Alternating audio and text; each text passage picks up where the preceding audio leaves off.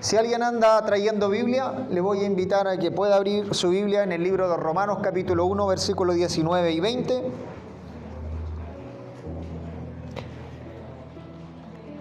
Y veamos lo que la Biblia nos dice un poquito. Quisiera reflexionar y partir con este texto bíblico.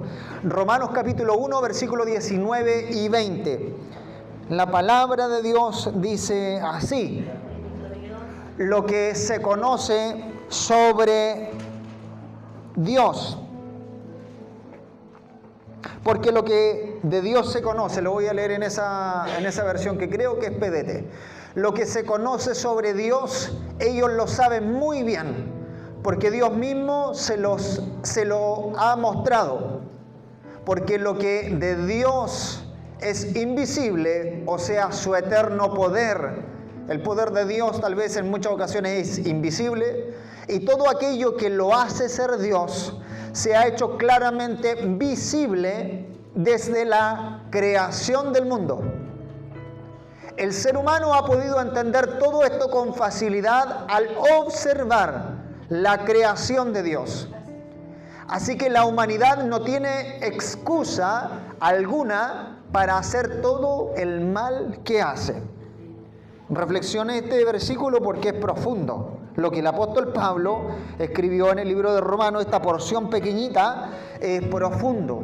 Aquí en otras palabras está diciendo el apóstol Pablo que la humanidad entera no tiene una excusa para no creer en Dios, porque si ellos empiezan por sí solos, ni siquiera mirar la Escritura, a ver las cosas creadas desde el inicio del mundo, si empiezas a observar todas las cosas en el mundo, el universo, el cielo, desde allí, todo ese argumento, toda esa creación te va a empezar a convencer de que tiene que haber un creador. Y hoy día lo vamos a revisar por qué.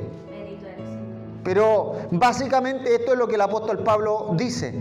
No tienen excusa para justificarse frente a otros. No, yo no creo en Dios por esto y por esto.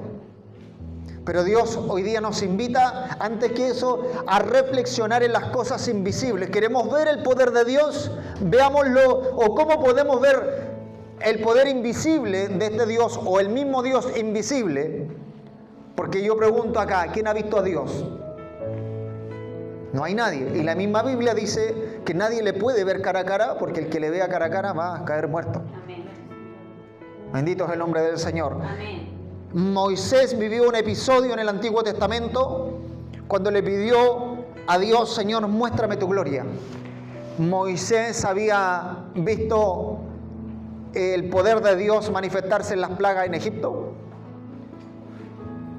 Había visto el poder de Dios cuando abrió un mar rojo para que ellos pasaran en seco. Había visto el poder de la nube que los seguía de día y la columna de fuego de noche. Había visto el poder de Dios. Pero aún así Moisés le dijo a Dios: Señor, muéstrame tu gloria. Si he hallado gracia en tus ojos, dice la Escritura. Y la Biblia dice que Dios se complació de esta petición y le dijo: sí, has hallado gracia ante mis ojos y te voy a mostrar mi gloria. Y dice que de mañana lo manda a subir a un monte alto, y allí escondido en la hendidura de la peña, dice Dios, allí vas a estar entre dos rocas, y cuando yo pase, mi mano va a estar sobre ti, y cuando yo haya pasado solamente vas a ver mi espalda. Eso es lo que dice la Escritura, no lo digo yo. Y de Moisés, ¿por qué sacó a Moisés? Porque de Moisés se dice que Moisés habló cara a cara con Dios. Y que tal vez en toda la historia de la humanidad no haya otro como Moisés. Por eso los israelitas valoran tanto a Moisés y por otro lado a Elías. Son dos grandes estandartes que tiene el pueblo judío. Entonces Moisés para ellos no es cualquier cosa. Bendito es el nombre del Señor. Amén. ¿Cómo podemos mostrar la posibilidad de la existencia de Dios sin usar la Biblia? Y quiero que usted me ayude, y aquí levante la mano a alguien cualquiera y que me ayude. ¿Cómo podemos mostrar la posibilidad de la existencia de Dios sin usar la Biblia? Les hago la pregunta, chiquillos. Aquí se pueden equivocar. Están todos callados, estoy solo aquí. ¿Quién se arriesga? ¿Cómo podemos mostrar la posibilidad de la existencia de Dios sin usar la Biblia? Por la fe, dice mi hermano acá. Quiero escuchar sus opiniones. ¿Por los milagros? ¿Cómo más podemos mostrar la posibilidad? Si alguien me pregunta a mí hoy día, si alguien le pregunta a ustedes, chiquillos, si alguien le pregunta a ustedes, pero muéstrame que Dios existe sin la Biblia. Y es una pregunta totalmente válida. De hecho, ustedes se van a encontrar con un ateo y le va a decir, es que yo no creo en la Biblia. Entonces, ¿cómo me puede mostrar a mí que Dios es verdad? Por la historia, por la ciencia, dijo el hermano acá. ¿Cómo más podemos mostrar la existencia de Dios sin usar la Biblia? Y por eso, en el fondo, hoy día vamos a hablar sobre esto que es importante. No estoy con esto despreciando la Escritura, pero nosotros, si queremos ser sólidos en nuestro argumento, primero, cuando nosotros logremos mostrarle a una persona que Dios existe y que ese Dios que existe es el Dios de la Biblia, ahí generamos un puente con la Escritura. Y después vamos construyendo una base, ¿cierto? Que ese Dios de la Biblia, del Antiguo Testamento, el Dios creador, es el mismo que envió a su Hijo Jesucristo. Y vamos construyendo una base para llegar a la salvación a través de Jesucristo.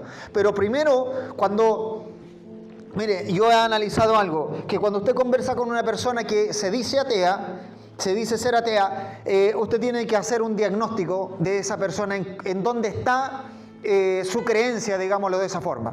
Porque hay ateos que dicen ser ateos porque le escucharon a otro o simplemente porque iban un día a la iglesia y no les gustó ir a la iglesia y dicen, no, desde aquí para adelante me hago ateo. Pero no tienen argumentos sólidos.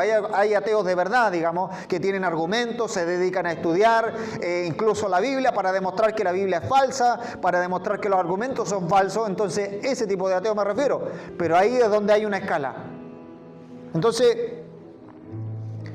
quédense con estas respuestas que ustedes dieron. ¿Cómo podemos mostrar la posibilidad de la existencia de Dios pero sin usar la Biblia?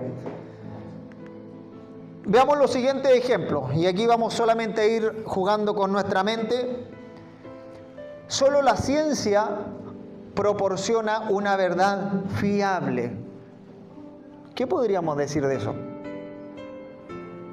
¿Por qué no, hermana Ruth, que mueve la cabeza y dice que no? ¿Por qué la ciencia no proporciona en todos los casos una verdad fiable? ¿Quién me puede dar un ejemplo que no se pruebe con la ciencia? Escucho murmullo, pero hablen. Atrévanse, chiquillos. La creación. ¿Por qué la creación, Diego? ¿Por qué la creación? ¿Por qué la creación, dices tú? Porque hay varias teorías de por ejemplo, cómo se formó el universo. Ok.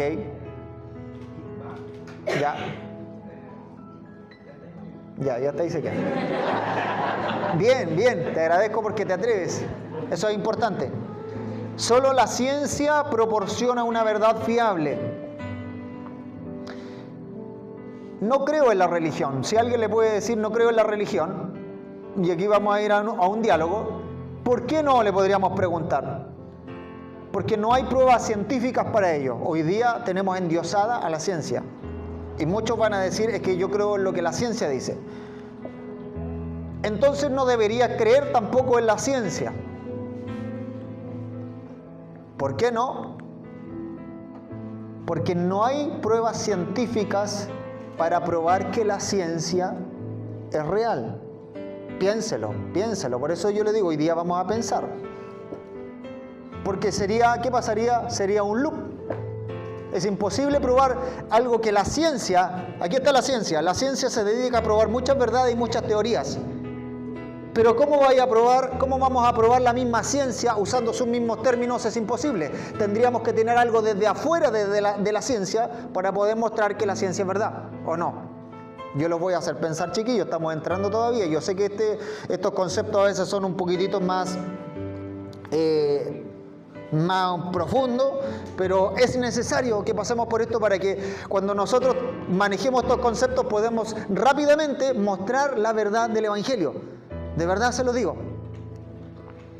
Entonces, cuando alguien les dice que solo la ciencia proporciona una verdad fiable, esa misma persona está entrando en un loop, porque si nosotros le decimos pruébame que la ciencia es verdad, es imposible, no se puede mostrar que la ciencia misma es verdad. Es imposible, es así de simple, no se puede mostrar. Se los dejo ahí porque yo veo sus caras y hay algunos que todavía están ahí preocupados. Solamente estamos entrando al tema. Aquí les voy a dar otras ideas. La verdad no existe. ¿Qué opinarían de esa frase? Esa frase también es Una idea suicida. también está, digamos, afirmando una verdad. Entonces, si la verdad no existe, esa frase tampoco es verdad. Exactamente. Muy bien. La pregunta ¿es cierta esa afirmación si la verdad no existe? Si esa misma afirmación está diciendo que la verdad no existe, esa misma frase por sí sola no podría ser verdad. ¿Se entiende?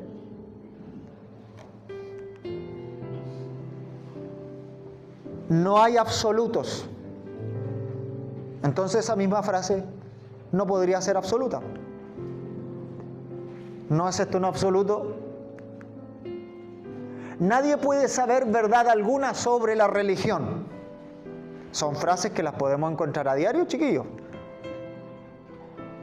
¿De qué manera precisa has llegado a conocer esa verdad sobre la religión? Todas las frases que yo le estoy mostrando a la izquierda finalmente son loop, son ideas que por sí solas en el fondo caen en un loop circular, digamos, que es imposible de poder mostrar. No sé si me están entendiendo. No puedes saber nada con seguridad.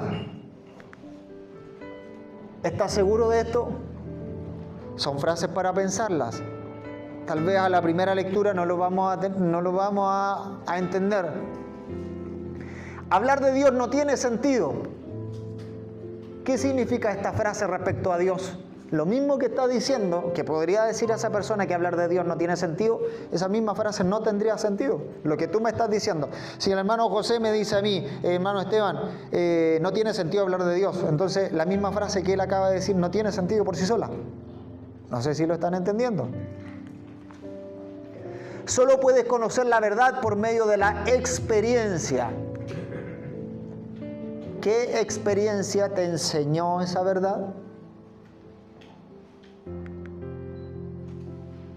No sigan nunca el consejo de nadie a este respecto.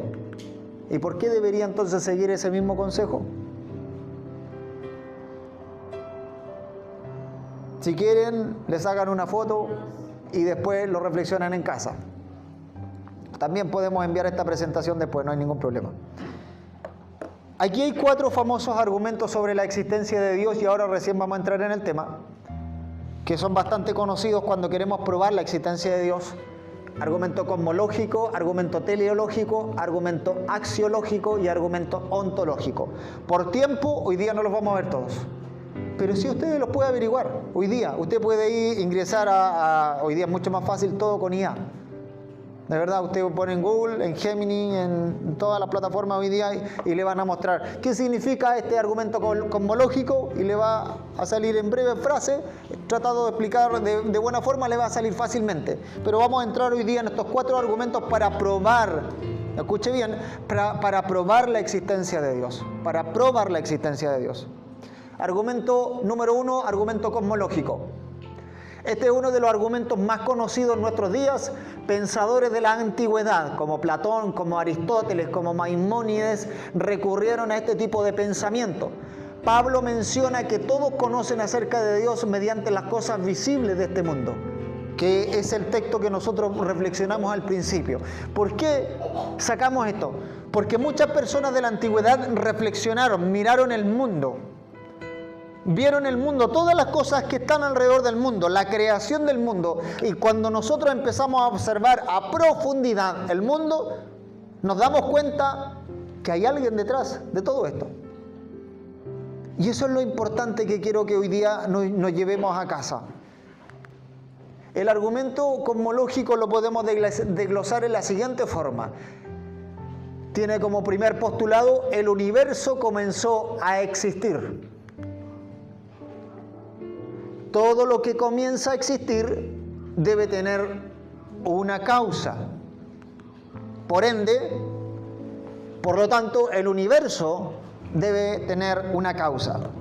Esto se presenta en formato de teoría, digamos. Estamos presentando hipótesis para afirmar una teoría.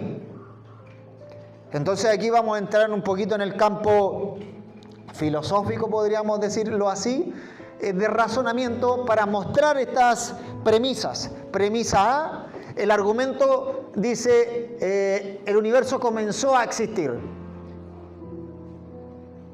¿Qué objeciones podríamos tener con respecto a este punto? Para mostrar que nuestra premisa C, digamos, la conclusión decía, por lo tanto el universo debe tener una causa. Es decir, si nosotros logramos demostrar que el universo comenzó a existir por medio de una causa, quiere decir que ese universo debe tener una causa que todavía ni siquiera estamos probando que esa causa es Dios, pero sí estamos probando que el universo al tener una causa tiene que haber, y después vamos a ir a mostrar qué causa es la que causó, valga la redundancia, el universo mismo. ¿Se entiende? ¿O estoy hablando muy chino, muy técnico? Hoy día de verdad que los conocimientos van a ser un poquito técnicos.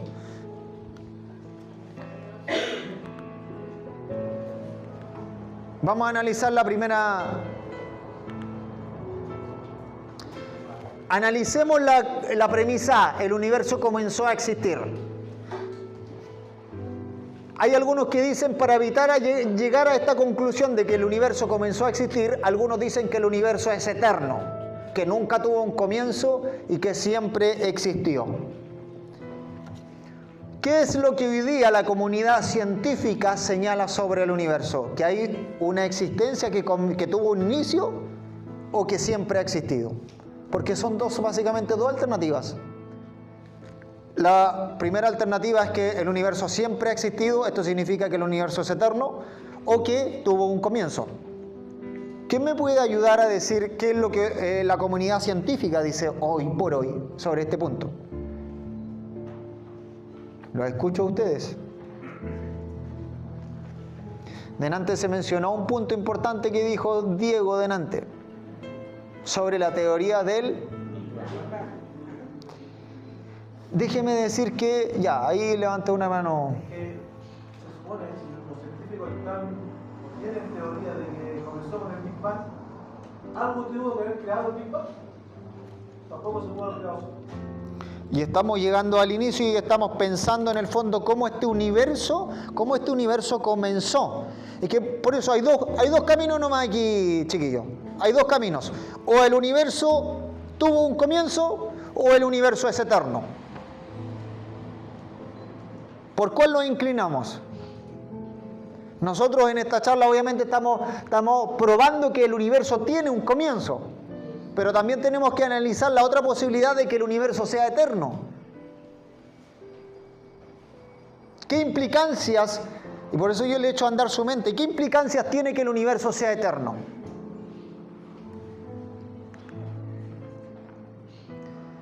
Vamos a analizar dos respuestas a esa objeción. Respuesta número 1. La prueba científica hoy día respalda fuertemente la idea de que el universo tuvo un comienzo. Si hoy día preguntamos a la comunidad científica si es que el universo tuvo un comienzo, la gran mayoría, del 100% de los científicos que se dedican a estudiar estas cosas, le va a decir que el universo tuvo un comienzo. Y ahí vamos a analizar la teoría, no vamos a entrar en ese juego de la teoría del Big Bang o tan a profundidad, no somos expertos en este tema, pero sí nos sirve con el conocimiento básico que tenemos, nos sirve en el fondo para demostrar la primera premisa, que es que el universo tuvo un comienzo. El consenso de los científicos que estudian el origen del universo es que este se formó de una manera súbita y cataclísmica, es decir, la teoría del Big Bang. ¿Qué dice la teoría del Big Bang? ¿Es lo que ustedes han oído o han escuchado? ¿Qué es lo que dice? Les dejo el micrófono abierto. Arriéguense nomás, si no hay problema en esto. No somos expertos. Por aquí adelante todavía quedan algunas sillas de los que vienen llegando. Amados hermanos, pasen aquí adelante nomás. Los que llegan atrasados tienen que cantar un corito. No sé. No hay problema. Aquí adelante todavía quedan asientos, hermanos. ¿Qué dice la teoría del Big Bang?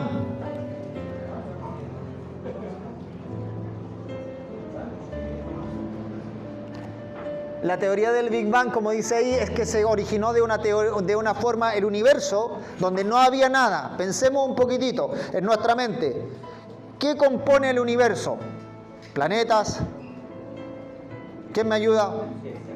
Estrellas. Galaxias. ¿Qué cosa más? Asteroides. Sol, luna. Hoy día incluso es más, si usted va a escudriñar un poquito más, usted se va a dar cuenta que los científicos, la ciencia habla de multiverso. Es decir, no solamente de un universo, sino que hay muchos universos paralelos que nunca vamos a llegar tal vez con la ciencia que tenemos. Independiente de eso, porque estamos llegando a todo eso, estamos agrupándolo al inicio, de cuando no había nada. Porque nosotros estamos exponiendo que el universo tiene que tener un principio, un inicio. Entonces, la teoría del Big Bang, que dicho sea de paso, el cristianismo no tiene problemas con la teoría del Big Bang, por si acaso. No tiene problemas en el fondo con la teoría del Big Bang. Con los avances en el fondo que se han hecho tanto en estudios de teología como en la ciencia, no hay problema, porque el Big Bang en el fondo habla de un hecho que lo tilda como un hecho súbito, de inmediato, de un segundo a otro, explotó. El Big Bang explica esto como que si nosotros retrocedemos en la historia hacia atrás, hay un momento que la ciencia lo tilda como la singularidad. Y ese momento específico es el T0, el T sub 0, el tiempo, cuando no existía el tiempo, digamos. Pongamos en nuestra mente la nada misma, por un lado, donde no había nada, obviamente, la nada. Y después, por el otro lado, hay una explosión grande y tenemos los planetas, tenemos los sistemas solares, tenemos las galaxias, tenemos todos. Pero ¿qué es lo que hace que no hay nada a que exista todo? Y cuando nosotros analizamos un poquito más, me voy a adelantar, dentro del mismo universo nunca vamos a encontrar una causa en sí misma, porque entraríamos en un loop de nuevo. La causa originadora del universo tendría que estar fuera del universo. La causa originadora del universo, creadora del universo, tendría que estar fuera del universo. ¿Se entiende? Porque si el universo comenzó a existir en un punto cero, antes no había nada, algo nos dice en el fondo que antes de la creación del mundo tenía que haber algo. Ni siquiera estamos diciendo que ese algo es el Dios de la Biblia.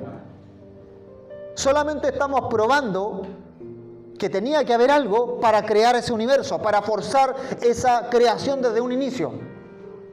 Después vamos a llegar que ese Dios o esa causa se parece mucho al Dios de la Biblia. Pero aquí estamos formando un caso, en el fondo, que podemos explicar con palabras fáciles a otra persona y demostrarle. Vamos a analizar entonces el origen del universo.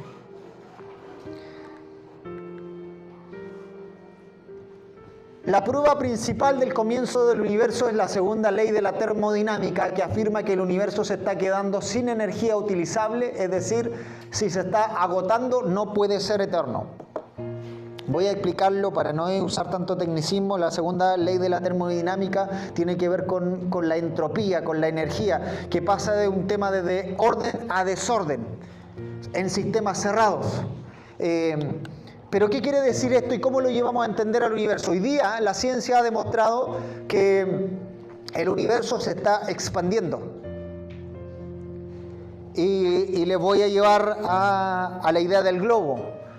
Usted puede cuando tiene un globo desinflado, puede hacerle puntitos en todo el globo. Pero cuando usted lo va inflando, esos puntitos se van alejando uno de otro. La distancia entre esos puntitos se van alejando. Entonces eso es lo mismo que ha hecho hoy día la ciencia para probar en el fondo que la distancia entre los planetas se ha ido alargando con el paso del tiempo. Entonces, para ellos demostrar en el fondo que tuvo que haber un inicio, en el fondo se basan en esa teoría, en el fondo para decir, ya, si hoy día vemos y estudiamos que a lo largo del tiempo los planetas se van aumentando su distancia entre sí, quiere decir que si vamos retrocediendo en el tiempo, tiene que haber llegado a un punto sub-cero, donde todo tiene que haber estado unido. Y ese es el punto del Big Bang. No sé si se entiende. Entonces, la segunda ley de la termodinámica es la que usan hoy día para mostrar este hecho. Y aquí está también en un ejemplo que pasa cuando nosotros ponemos hielo arriba de una olla hirviendo, que es lo lógico que pasa hoy en día, para mostrar un ejemplo más práctico, es que el hielo se derrite con el calor y no al revés. ¿Qué quiere decir esto? Y ahí es donde vamos a analizar un poquitito el universo. El universo dice que esa teoría del Big Bang dice que al principio había mucho calor.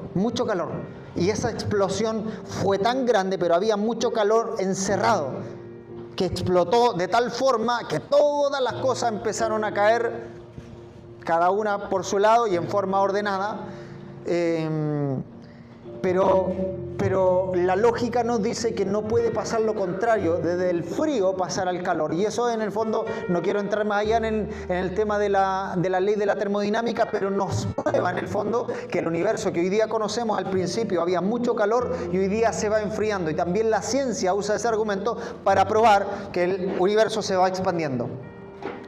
Yo sé que estoy hablando conocimientos muy técnicos con respecto a esto, pero nos va a servir, algo nos va a quedar después.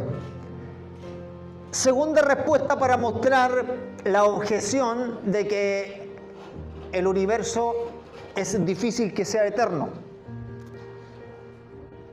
Cuando hablamos de un universo eterno quiere decir que siempre ha existido. La razón filosófica, el tiempo no puede regresar a la eternidad pasada.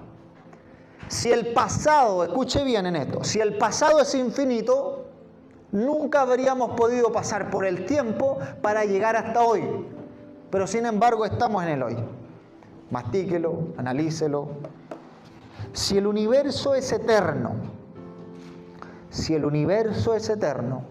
quiere decir que si vamos a la eternidad pasada y siempre ha existido el universo, es como que encontrar dimensiones de tiempo en este universo eterno nunca nos podría conducir hasta el día de hoy que estamos parados.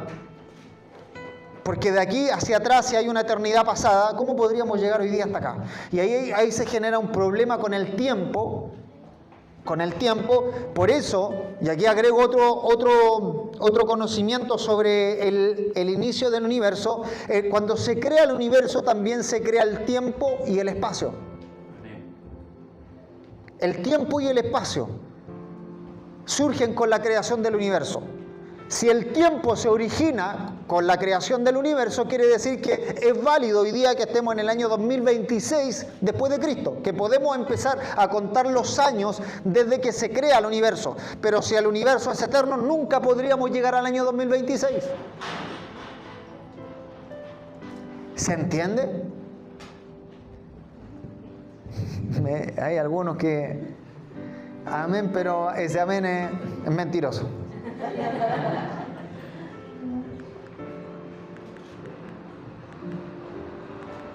Entonces, así como hay una causa para el inicio del universo, también hay una causa que nos mantiene existiendo precisamente para que no desaparezcamos.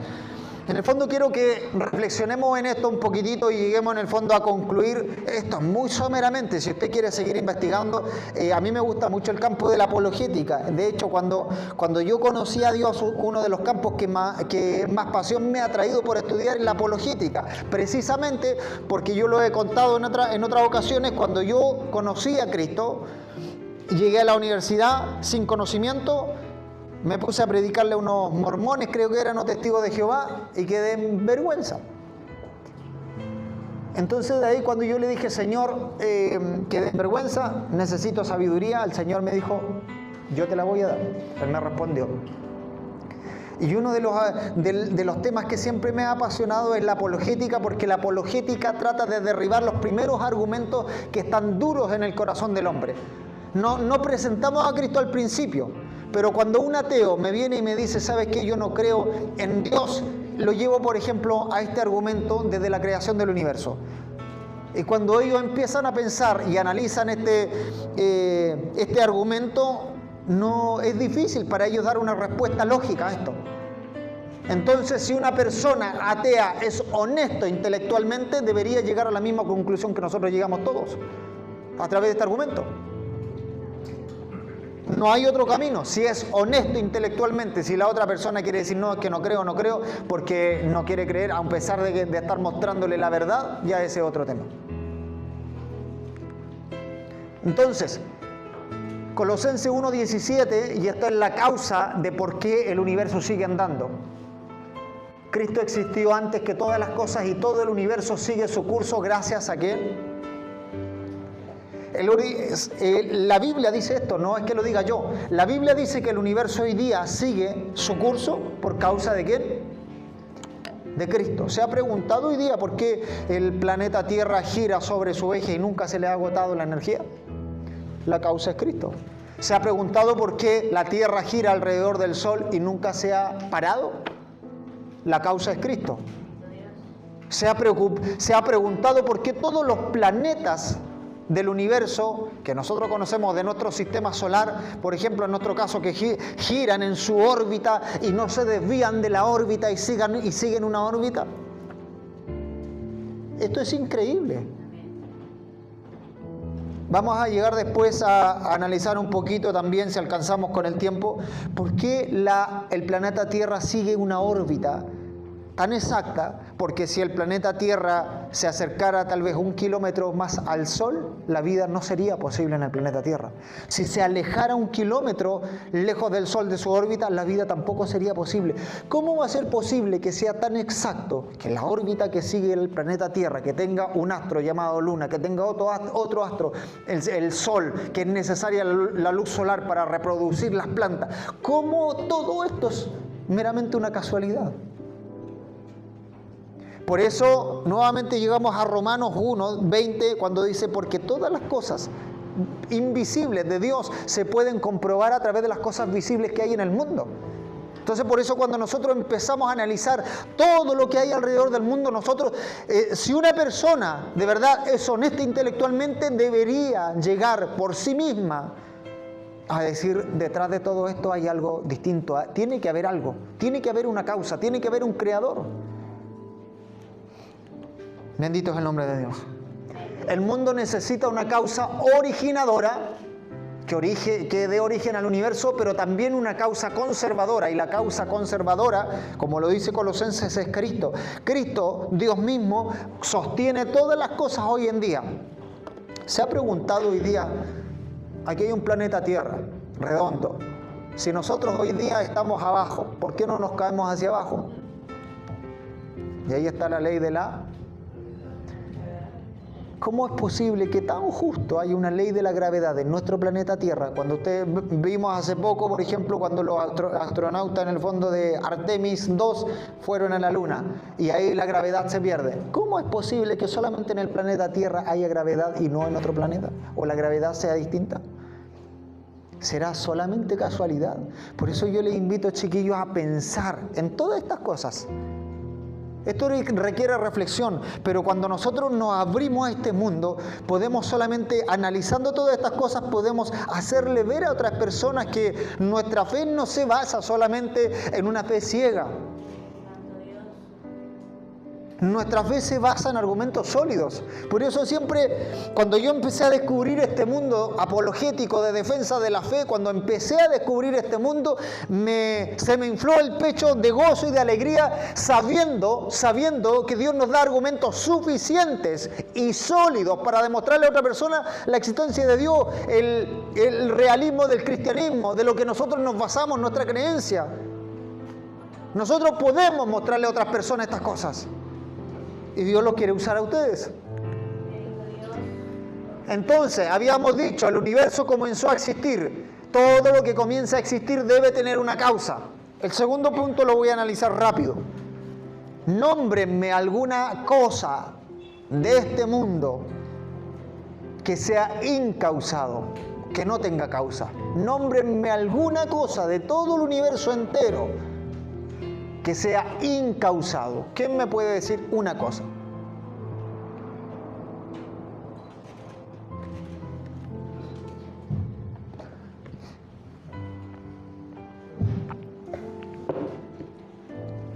¿Quién puede decir alguna cosa que sea incausada? Y ahí está el problema. Dentro del universo no vamos a encontrar nada. Si nosotros analizamos cualquier cosa, si yo veo esta botella, ¿tiene un origen? Si yo veo este vaso, ¿tiene un origen? Si yo veo un árbol, ¿hay un origen? ¿Hay alguna cosa que sea incausada en todo este universo? Analícenlo, tarea para la casa. Esa es la segunda premisa. Entonces, si nosotros logramos mostrar la primera premisa, que es verdad, que el universo comenzó a existir, si nosotros mostramos que la segunda premisa, que todo lo que comienza a existir debe tener una causa, por lo tanto llegamos a la conclusión que el universo debe tener una causa. No puede ser eterno. Vamos a agregar otra más. Esta causa, y aquí vamos a analizar un poquito la causa, debe ser eterna, es decir, sin causa. Si hay una causa que creó el universo, ahora vamos a analizar la causa. La misma causa tiene que ser eterna, no espacial. ¿Qué significa no espacial? Que no debe pertenecer al espacio y tiempo, tiene que estar fuera del espacio y tiempo. Tiene que ser inmaterial, no materia como la que nosotros tenemos. Tiene que ser atemporal, fuera del tiempo. Tiene que ser personal, es decir, tiene que tener una personalidad con voluntad para decir yo quiero crear esto o yo no quiero crear esto. Que tiene la capacidad de causar deliberadamente el inicio del universo. Estamos analizando la causa. Y punto E, la causa se ajusta a la descripción que normalmente asignamos al Dios de la Biblia.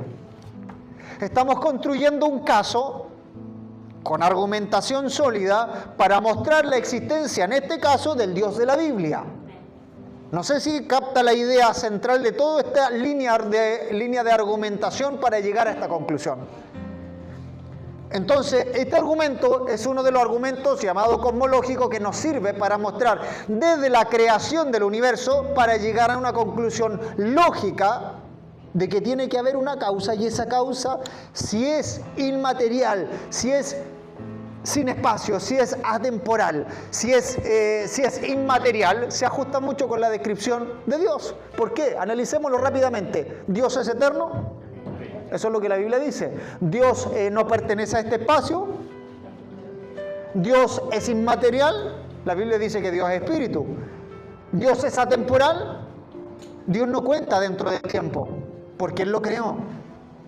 Y personal, que tiene la capacidad de causar deliberadamente algo, cualquier cosa, es un Dios personal que dice yo voy a hacer esto o yo no voy a hacer esto. Entonces esta causa se parece mucho al Dios de la Biblia.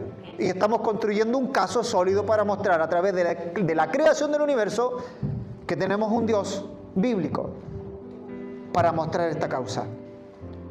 Y esto es mirando el universo mismo, chiquillos, es mirando el universo, mirando las cosas creadas. Segundo argumento, teleológico, del diseño. Cantemos una alabanza, voy a romper el esquema, porque voy a dejar descansar un poquito la mente para entrar en este otro. Porque yo dije argumento teleológico y escuché un suspiro ahí al tiro. Como que yo sé que estaba saliendo las neuronas ahí. Vamos a movernos un poquito de un corito. Los suspiros se acusaron solos. Vamos a continuar. Argumento teleológico que tiene que ver con el diseño. Este argumento razona a partir de un aspecto específico de la creación para ir luego al creador que lo puso ahí. Desde lo más específico a lo más general. Así argumenta este argumento, valga la redundancia. Causa originadora, causa continua. Santo Dios. Según la Biblia, nosotros tenemos una causa originadora que lo encontramos en Génesis capítulo 1, versículo 1, que dice, en el principio creó Dios los cielos y la tierra. Y la causa originadora, de acuerdo a la cosmovisión bíblica, es Dios.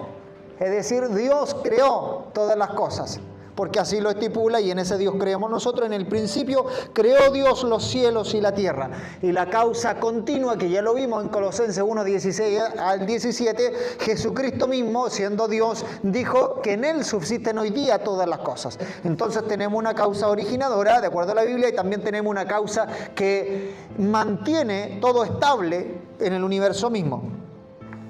Tal vez sería un poquitito difícil pensar en que este universo se mantuviese solo. Es como un relojero que le da cuerda a su reloj, ¿cierto? Y lo deja ahí andando y se olvida y se va.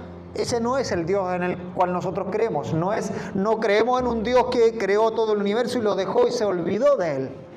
Nosotros creemos en un universo que Dios creó, pero que también lo sigue subsistiendo. Y lo analizábamos delante, ¿cómo es posible que el planeta Tierra siga su curso, manteniéndose, que nunca se desvíe, que la Luna esté ahí mismo todavía, que el Sol esté ahí mismo, etcétera, etcétera? Entonces,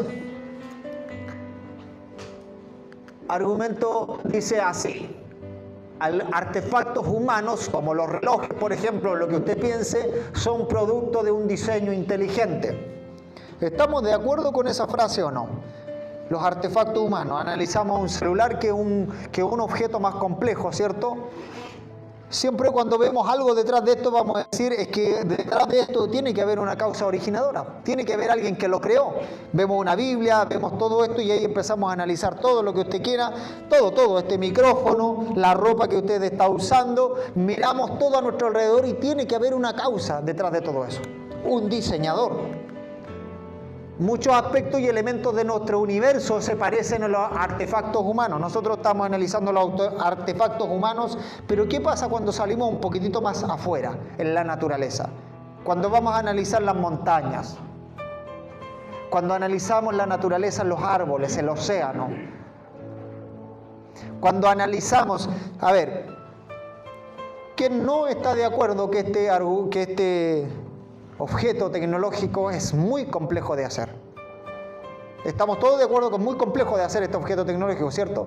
Y de los que están aquí, yo creo que a lo mejor nadie lo podemos hacer. Quiere decir que para crear un objeto tecnológico complejo, se tiene que tener una mente muy estudiosa, ¿cierto? Para llegar a esa conclusión. No podríamos, en el fondo, llegar desde la nada a esto. Entonces, cuando analizamos y vemos el universo, y si lo tratamos como un objeto tecnológico, cuando analizamos las cosas que hay en la naturaleza, nos vamos a dar cuenta que hay cosas muy complejas. ¿Quién me puede nombrar alguna cosa que sea compleja, pero no desde la creación humana, sino desde la naturaleza? ¿Quién me puede nombrar algo desde la naturaleza que sea muy complejo? Vamos a encontrar muchos ejemplos.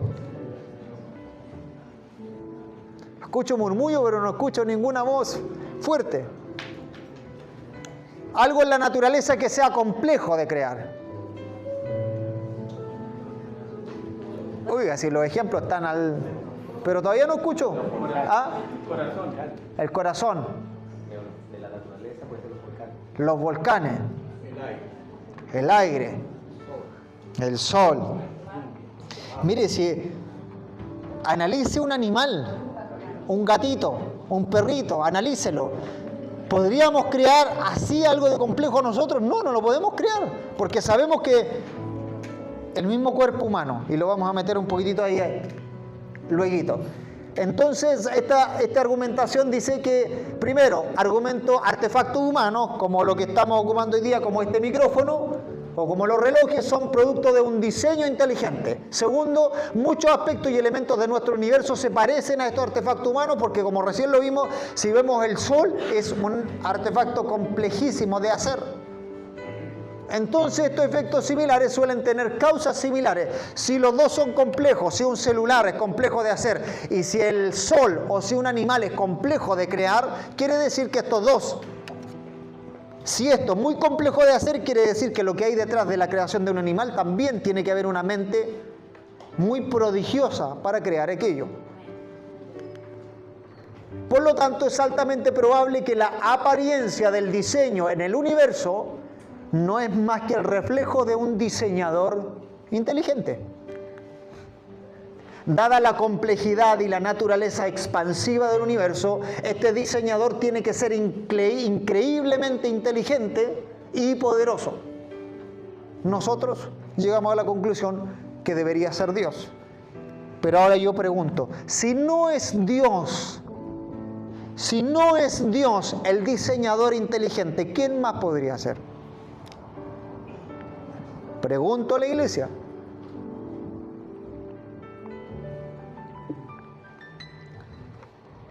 ¿Quién podría ser si no es Dios el creador de todo esto que está detrás del universo?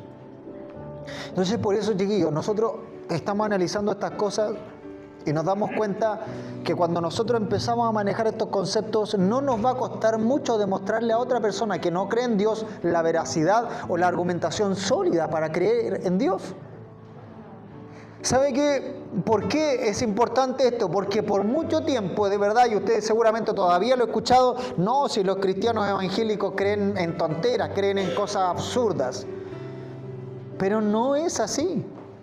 Solamente que nosotros no nos dedicamos a estudiar a profundidad las cosas de Dios. Hoy día hay muchos libros de apologética. De hecho, sea de paso, si usted ha puesto atención a esta charla, aquí hay 5 libros que voy a regalar al final de esta charla. Y todos tienen que ver con apologética. Por ejemplo, este libro chiquitito, Guía Esencial para Defender tu Fe. Estoy pasando el aviso. Tozer, Fe más allá de la razón. Licencia para dudar, este es buenísimo. Dios, ciencia y conciencia, ¿quién tiene la razón? ¿Dawkins o Pablo? ¿Han escuchado hablar de Richard Dawkins? Es uno de los ateos más famosos a nivel mundial. En algún minuto me leí el libro que uno de los libros más famosos de él es El espejismo de Dios. Entonces trata de argumentar en contra del cristianismo. No tiene ningún pecado, por si acaso, leer un libro que es de un ateo. Solamente lo leí con el afán de conocer más su argumentación. ¿En qué se basa? Porque es lo lógico. Si yo quiero desbaratar, en el fondo, una argumentación que va en contra del cristianismo, tengo que estudiar sus argumentos. ¿O no? Es lo lógico. Entonces pasé el aviso. Otro aviso, ahora me llegó el tiempo de los avisos. Mi hermana que vi allá atrás, mi hermana María Isabel, que no sé si me está mirando, me está diciendo, hermano Esteban, dé el aviso de que después hay sopaipillas para vender, ¿o no? ¿A cuánto la sopaipilla? 3.000, perfecto. Entonces arriba hay un comedor. Yo primera vez que vengo a la iglesia de Yugoslavia, no la conocía, es tremenda. Arriba es tremendo comedor, así que van a estar vendiendo sopaipilla después. Paso el aviso por si hace hambre. Volvamos. Entonces, dada la complejidad y la naturaleza expansiva del universo, este diseñador tiene que ser increíblemente inteligente y poderoso como lo es nuestro Dios. La analogía del relojero. Y aquí hay una famosa analogía que hoy día también la quise traer, de William Paley, año 1802, que dice: si vas caminando por un campo y encuentras una piedra, puedes pensar que esa piedra siempre estuvo ahí. Pero si encuentras un reloj, al observar la precisión de sus engranajes, trabajando juntos para marcar la hora, concluirías que el reloj tuvo un diseñador, que es un relojero.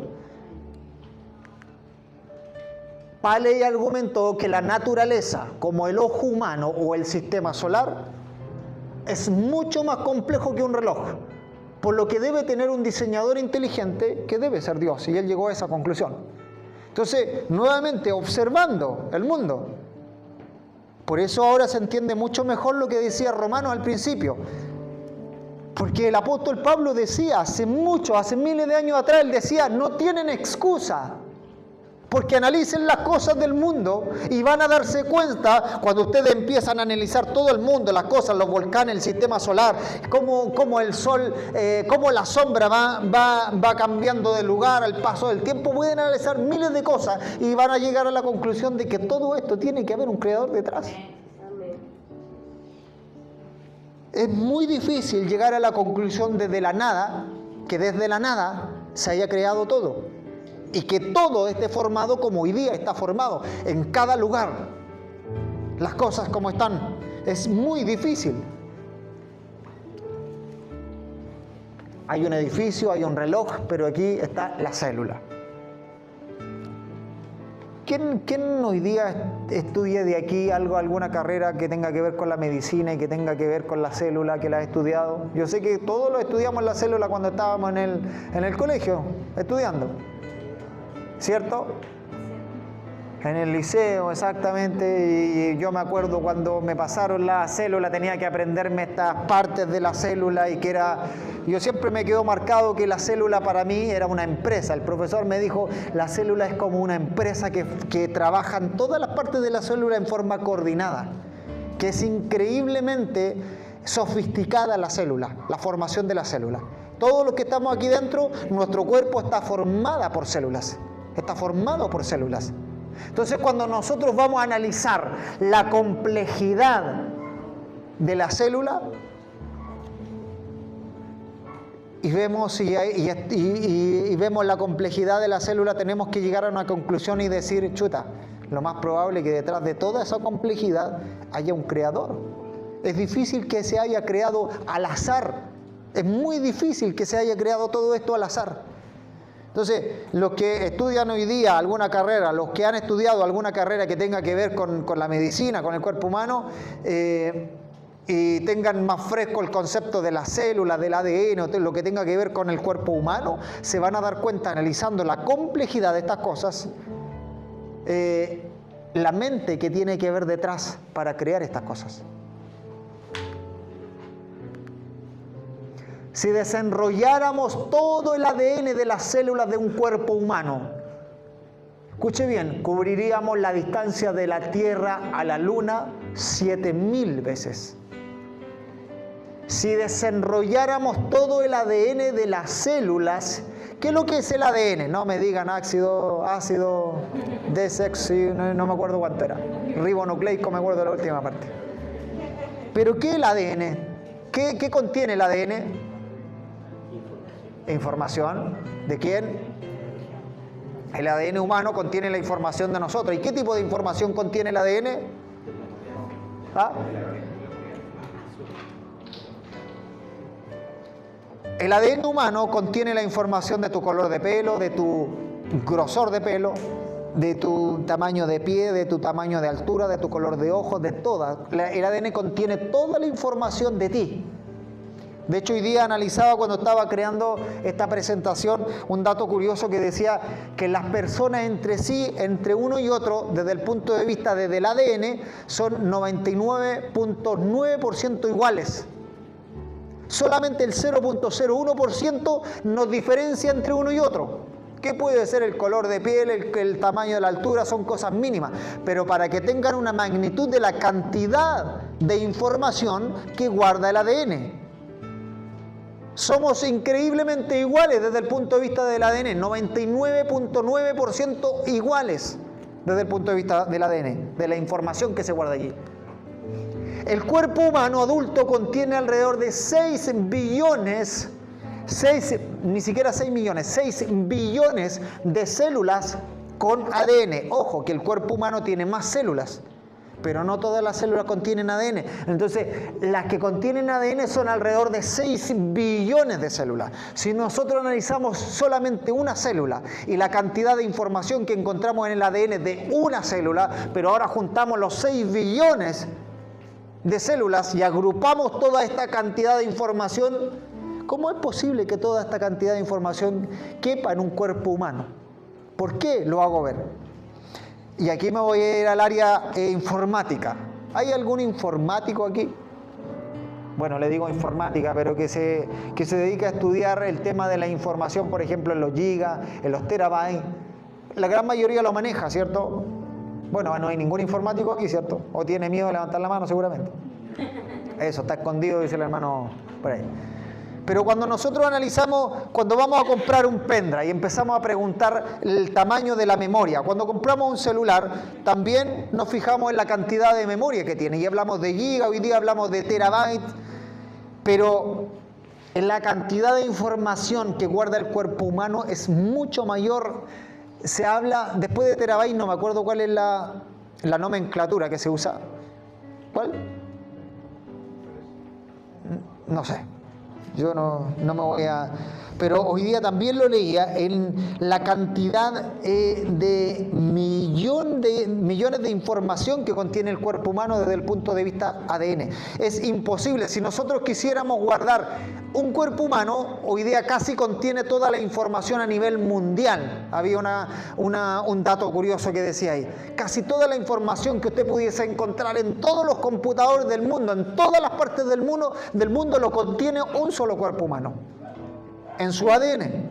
Entonces ahora, ¿cómo es posible que dentro de un cuerpo humano podamos almacenar tanta información? Y ahí es cuando nos damos cuenta que el ADN es un sistema muy sofisticado. Es decir, la célula misma que contiene el ADN es un sistema muy sofisticado para almacenar información. Y esto es tremendamente ilógico para la mente humana. ¿Por qué? Porque desde el punto de vista humano, si usted quiere un gran sistema de información, un hardware, digamos, para guardar harta información, ese hardware va a ocupar un espacio grande, a lo mejor, no sé, toda esta iglesia, un tremendo equipo para guardar mucha cantidad de información, si usted así lo quisiera, pero nosotros somos seres mucho más pequeños y guardamos mucha información. Entonces, ¿cómo es posible que la célula guarde tal cantidad de información? Cuando nosotros analizamos esto, tiene que haber un diseñador muy inteligente que haya creado ese sistema. Y eso es Dios. Amén. Entonces, el ADN es el sistema de almacenamiento más eficiente del universo conocido. Si pudiéramos usar ADN para guardar datos digitales, toda la información del mundo actual cabría en una caja de zapatos, desde el punto de vista del ADN. Esto es increíble. Mientras más complejo el diseño, mayor la inteligencia requerida para producirla.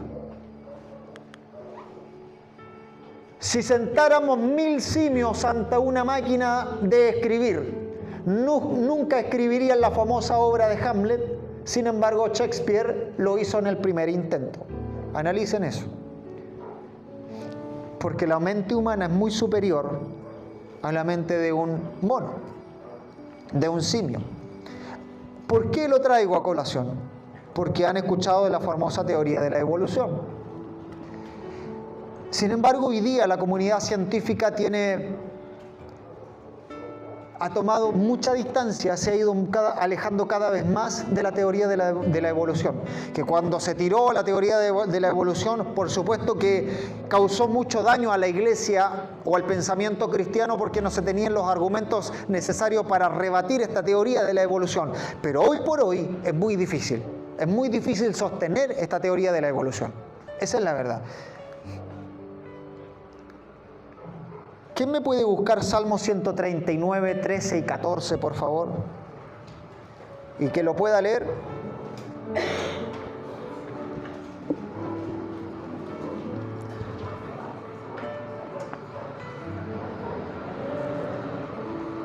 Ahí va el camión de la basura, hermano Roberto, para que no quede mentiroso.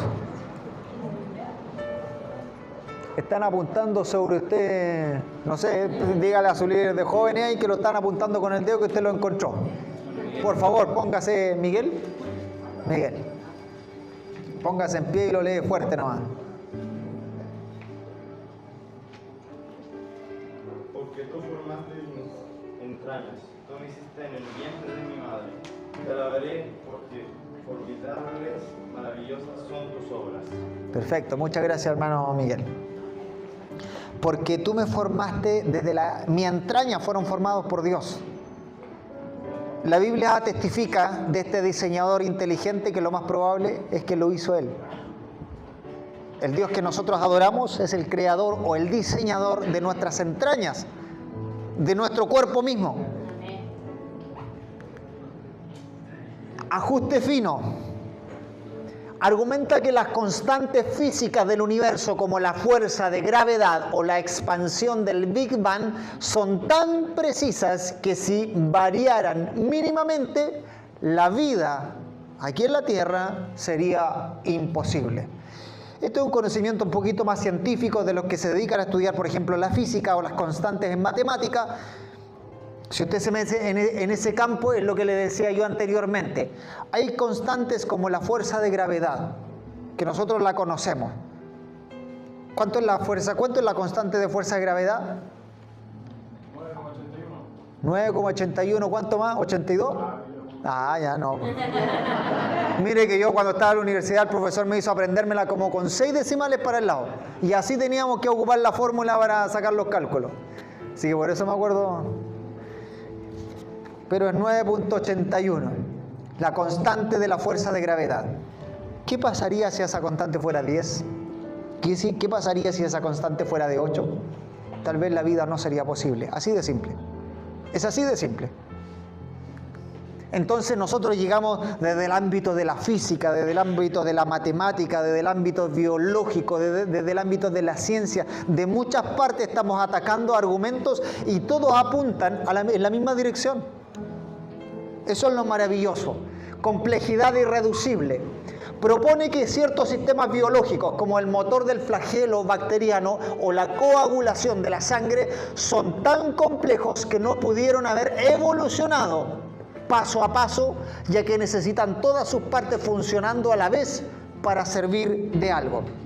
Es decir, la teoría de la evolución empieza a decir que una parte empezó a evolucionar y después con el paso en tiempo evolucionó en otra cosa, pero por ejemplo en el caso del motor del flagelo bacteriano, hay varias partes que yo no me acuerdo cuál, en algún momento leí un libro que explicaba sobre este tema, y es muy difícil demostrar que el flagelo humano haya evolucionado, el flagelo bacteriano, perdón, haya evolucionado porque tienen que tener como 4 o 5 partes funcionando al mismo tiempo, coordinados para que funcione este motor.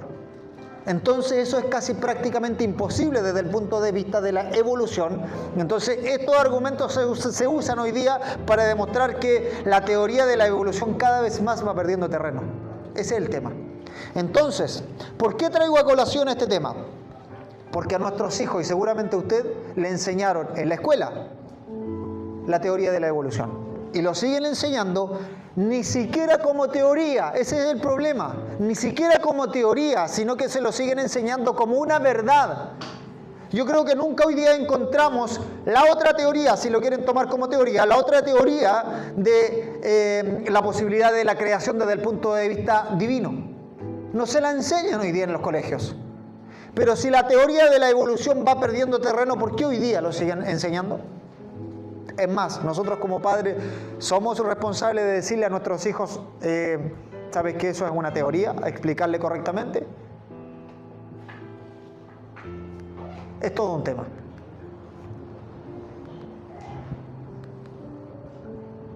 Quiero llegar hasta aquí. No quiero entrar en el siguiente sistema, en el siguiente argumento, que es el moral. Porque ya llevamos prácticamente más de 1 hora y no quiero fundir mucho las neuronas. Pero sí quiero que se queden con este argumento moral, que lo voy a tratar de parafrasear. El argumento moral tiene que ver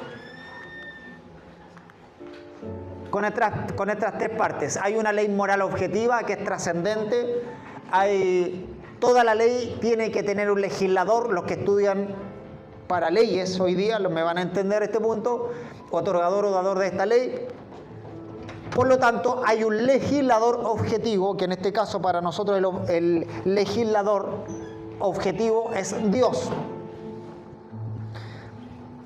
Si quieren, entro en este tema, pero lo voy a parafrasear rápido. ¿Por qué podríamos decir que hay una ley moral absoluta? Por ejemplo, ¿alguien podría cuestionar hoy día si yo le digo que el robar es malo? ¿Alguien podría cuestionarlo? Si nosotros pensamos en todo el mundo, ¿podríamos decir que el robar es bueno?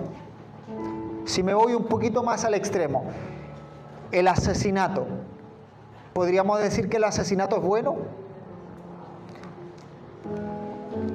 Este argumento también me gusta. ¿Por qué? Porque cuando una persona se dice atea, escuche bien lo que voy a decir, cuando una persona se dice atea, se dice que es atea, pero sin embargo empieza a cuestionar lo que es bueno y malo, automáticamente queda fuera del juego, porque si esa persona atea dice que esto es bueno, esto es malo, para decir eso tiene que haber una ley moral absoluta.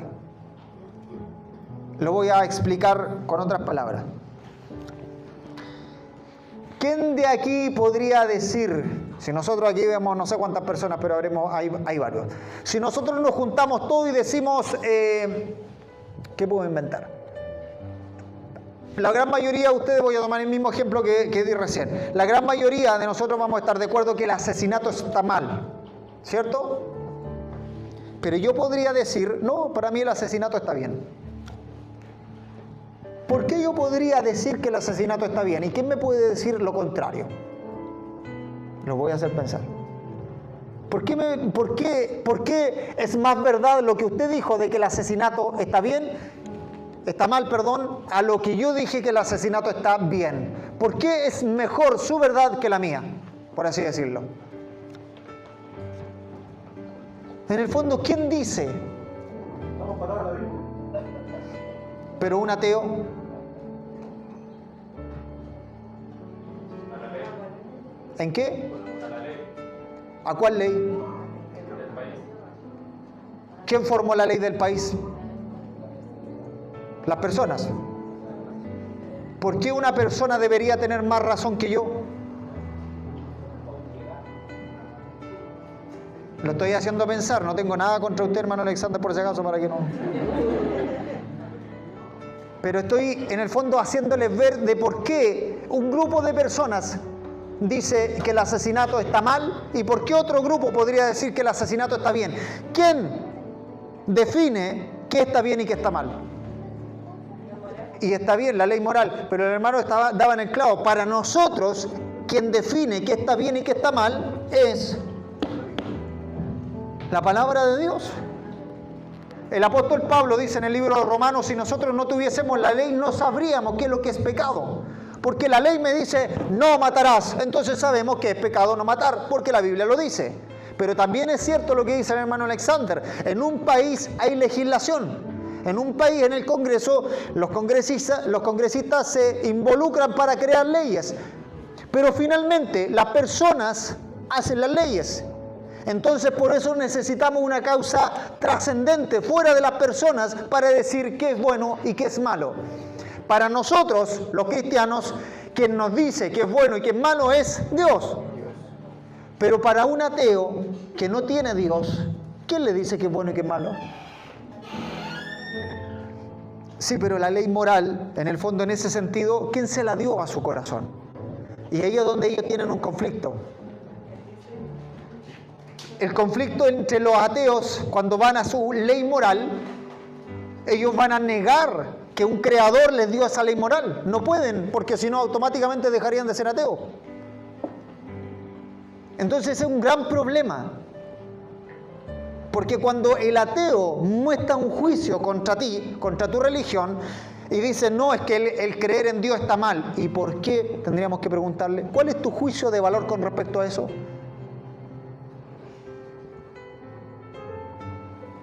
Entonces, chiquillos, cuando nosotros debatimos desde este punto de vista, por eso me gusta también el argumento desde la moral, porque cuando nosotros analizamos y nosotros creemos en un Dios que nos da una moral objetiva, porque nosotros creemos en una moral objetiva, si no todo lo demás pasaría a ser subjetivo, no tendría una base sólida sobre el cual pararse. Por eso les puse el ejemplo. Si yo digo que el asesinato está bien, pero ¿bajo qué ley me estoy amparando para decir que estoy bien? Ese es el problema del ateísmo. Entonces, solamente quiero dejar con esa pincelada para que ustedes vayan a su casa, lo analicen.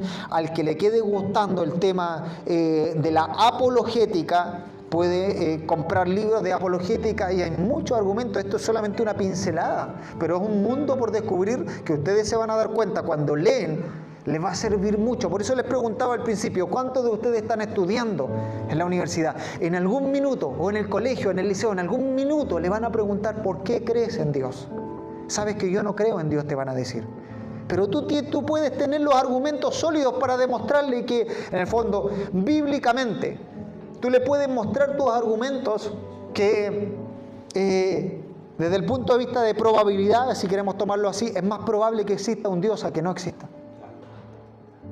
Ese es el tema. Y si una persona es honesta intelectualmente, debería llegar a la misma conclusión que llegamos nosotros. Hoy día hay un filósofo cristiano muy conocido, que es William Lane Craig, que hace un par de años salió escogido dentro de todo el mundo como uno de los mejores filósofos cristianos de la época. Él tiene un libro que se llama Fe Razonable, que yo de verdad se los recomiendo mucho. Yo lo leí y fue uno de los primeros libros que leí de él. Y de verdad que cautiva mucho y sirve un montón. Es un libro más o menos grueso, pero yo se lo recomiendo. Se llama Fe Razonable. Hay otro autor, filósofo también, que es catalogado dentro de uno de los 10 mejores alrededor del mundo, que se llama Alvin Plantinga, cristiano. También puede echar mano a estos autores cristianos para leer sus argumentos y para defender su fe. Chiquillos, es netamente defender la fe desde el punto de vista racional, lógico.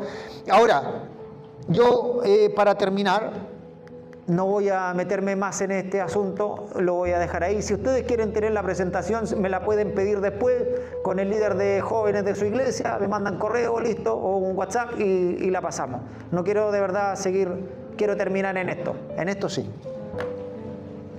Primera de Pedro 3:15, en la versión TLA, dice: honren a Cristo como Señor y estén siempre dispuestos a explicarle a la gente por qué ustedes confían en Cristo y en sus promesas.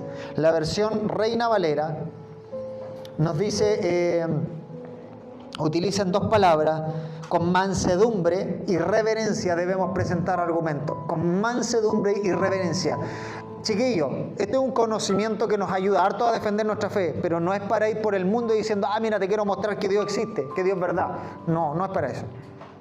Porque la Biblia me enseña a mí que tengo que mostrar, si alguien me pregunta por qué cree en Dios, con mansedumbre y con reverencia. No es para ganar una discusión, porque al final de cuentas nosotros queremos construir un caso sólido para ir desarmando a nuestro oponente, si lo queremos llamar de esa forma, a nuestro oponente, pero después tenemos que llegar sí o sí al Evangelio. Porque si nosotros le mostramos todas estas cosas que hoy día vimos, pero no le presentamos un Cristo Salvador que lo puede rescatar del pecado, no sirve de nada. Ese es el problema. La apologética es muy buena, pero si no llegamos a mostrar al Cristo Salvador que nosotros hemos conocido y lo hemos experimentado, no nos va a servir de nada. Entonces, por eso la apologética, algunos lo tildan como la primera capa. La primera capa que hoy día nos sirve mucho, hoy en tiempo, porque estamos viviendo en la era del conocimiento, donde es muy fácil ir a Google, ¿cierto?, y googlear algo y por qué soy ateo y me consigo argumentos prestados y empiezo a utilizarlo. Pero cuando usted va más allá, usted puede presentar argumentación. Podemos desarmar a esto, pero tenemos que construir un caso. Si nosotros, después de estos 3 argumentos que hemos visto someramente, si nosotros podemos mostrar que ese Dios existe, podemos relacionarnos con ese Dios de la Biblia y ahí podemos conectar. Porque todo lo que hablamos hoy día, ni siquiera usamos la Biblia. Esa es la verdad. No usamos la Biblia para mostrar su argumento. Entonces, por eso yo partí diciéndole, ¿cómo le muestro a una persona sin la Biblia en mano de que creer en Dios es factible? Y ahí tenemos argumentos. Cuando nosotros le logramos establecer estos argumentos, después vamos a ir a la Biblia y le vamos a decir: mira, este Dios que te he mostrado, aquí en la Biblia lo describe perfectamente. Y ahí empezamos a conectar. Y llegamos al Nuevo Testamento, donde Jesucristo murió en la cruz y resucitó al 3er día, pero eso lo hizo con un propósito y podemos explicarle la luz del Evangelio. Y el llegar a la luz del Evangelio es para que las personas se salven. Las personas sean salvadas. Nosotros tenemos que llegar a esto. Para que conozcan el Espíritu Santo, tenemos que llegar a esto. Si no, va a ser meramente conocimiento. Bendito es el nombre de Dios. No sé si captan la importancia de esto, amados hermanos. Hay un argumento cuarto que tampoco lo alcanzamos a ver y de partida yo lo había descartado y dije: no lo vamos a alcanzar a ver por el tiempo.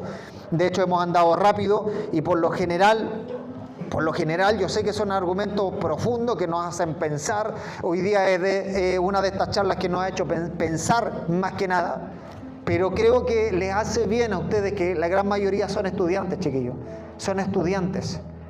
construyendo estos casos que hemos visto hoy día, es mucho más fácil mostrar por qué, por ejemplo, el aborto está mal delante de Dios. De verdad. Cuando nosotros entendemos estos conceptos, es más fácil mostrar otras cosas frente a sus amigos. Si esto es una conversación de pasillo, usted lo puede mostrar. Bendito es el nombre de Dios. Entonces quería reflexionar con esto. Honren a Cristo como Señor y estén siempre dispuestos a explicarle a la gente por qué nosotros confiamos en Cristo. ¿Por qué creemos lo que creemos? Bendito es el nombre del Señor. Amén. Quiero que se pongan en pie y vamos a orar al Señor.